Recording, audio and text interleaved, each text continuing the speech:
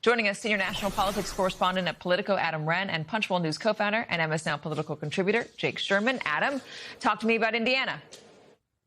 Well, Katie, as you know better than anybody else, this is a state that delivered President Trump the nomination in May of 2016, 10 years ago. He's called the state Importantville. It matters to him on sort of a psychic level. He campaigned with the late Bobby Knight, the Indiana University basketball coach, and a number of other prominent coaches here. And tonight we'll learn whether he has maintained that grip here. It's fascinating, though, to watch these campaigns play out in real time. I've gone door to door with a number of the incumbents, and essentially a lot of voters are greeting them and actually thanking them for voting against redistricting. Even some Republicans, they don't like Washington's incursion into Indiana, whether a Democrat is president or whether a Republican is president. And so we'll really get a sense tonight of just how significant of a sway he has over his coalition, particularly parts of his coalition that really don't come out and vote when he himself is not on the ballot. So I wonder, Jake, is anyone I know it's a state race, so this is not going to change Congress in any way, but are there members of Congress who are looking at that and wondering what I just asked? Does Donald Trump still have a tight grip over Republican voters? Sure, and most of the delegation, the Indiana delegation, as Adam could talk much more about, was for redistricting in Indiana. The vast majority of them, even if some of them did grumble very quietly behind the scenes about the prospect of redrawing the state map. But I want to make an adjacent point, which is equally as important. After the Supreme Court decision on the Voting Rights Act on Section 2, two Republican-led states have basically said they're not going to redistrict. That's Georgia and South Carolina have all but said they're going to keep their maps for this cycle. Two states that could theoretically deliver more Republican gains in the House of Representatives. So if you're looking for signs that Donald Trump is losing some luster or losing some power with Republican voters, you don't have to look that hard, right? I mean, these are two states that have the power in the legislature, have the governor, and are just saying thanks but no thanks, because it's much more complicated. You know, Donald Trump's going to be president for another 2 years, Katie. If you take a bunch of Democratic voters and eliminate a Democratic district and put those Democratic voters in Republican districts, those Republican districts almost necessarily get less Republican. And when you're thinking about the long arc of congressional power, you don't want to dilute Republican districts.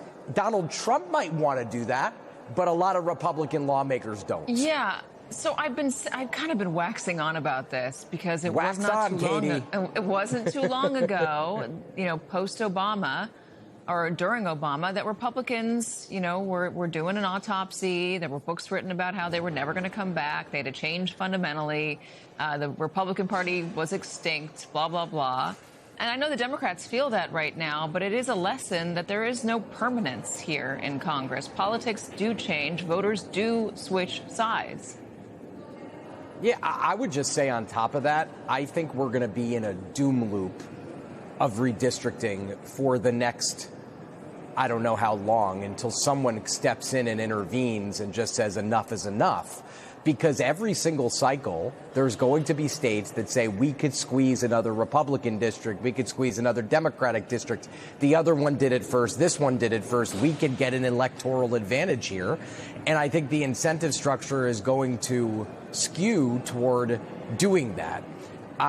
So you might, I agree on the national level, things go back and forth. I mean, wasn't that long ago that Indiana was a state that a Democratic presidential candidate won. But, I just think our politics have gotten to the point where there is especially no permanence because you could change the rules of the game in the middle of the game. So, Adam, what's your sense of how it's going to go tonight in Indiana? I know you've got a really good grip on it. What do you think is going to happen? Well, Katie, just historically looking back over the last generation, Only 5 Indiana Senate state GOP incumbents have ever lost their races. And so tonight, something approximating a win would look like doing that in just one night. That's a really tall task for voters who know their state senators, know their last names, see them at Kiwanis clubs, meetings around town.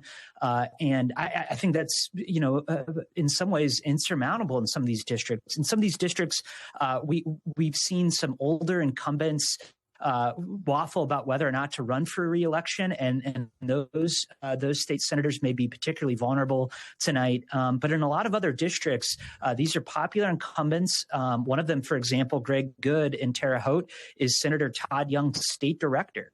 He's someone who's seeing several challenges tonight. These are well-known people, and I think there's a tall task for MAGA here. And let's be honest, they've spent close to $9 million on these races tonight.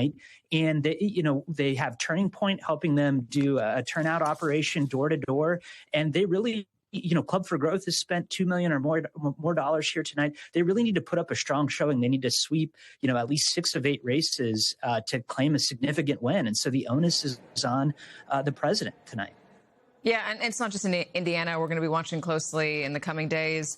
Louisiana and Kentucky, the president, his allies are trying to unseat Bill Cassidy, senator from Louisiana. Donald Trump doesn't like him, trying to unseat Thomas Massie. We all know Donald Trump doesn't like Thomas Massie, Republican congressman from Kentucky. So, again, there'll be a few more tests about just how powerful Donald Trump is.